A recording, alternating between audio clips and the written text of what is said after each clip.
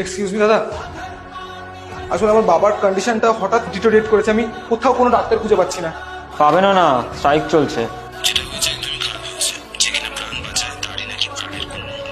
সেসব তো ঠিক আছে, কিন্তু রাতের বেলায় ওই সেমিনার হলে না গিয়ে কি থাকা যেত না? হ্যাঁ, বাড়ি ছিল না, বাড়ি থেকে রেস্ট নিতে পারতো না? আমি বুঝি না বাবু, রাত্রিবেলা মেয়েদের এই ডিউটি করার এই খ্যাঁচটা কোথা থেকে আসে? আরে বাড়িতে থাক, পরের দিন সকালবেলা উঠে যা কাজ করার কর, তা না করে। এখন আমি কি করব? এত এত বড় হাসপাতালে কি কেউ নেই? এত রাতে আমি বাবাকে নিয়ে কোথায় যাব? আছে একজন লেডি ডাক্তার, কিন্তু এখন তো অনেক রাত। আপনি কাল সকালে আসুন, ওটাই ভালো হবে আপনার জন্য।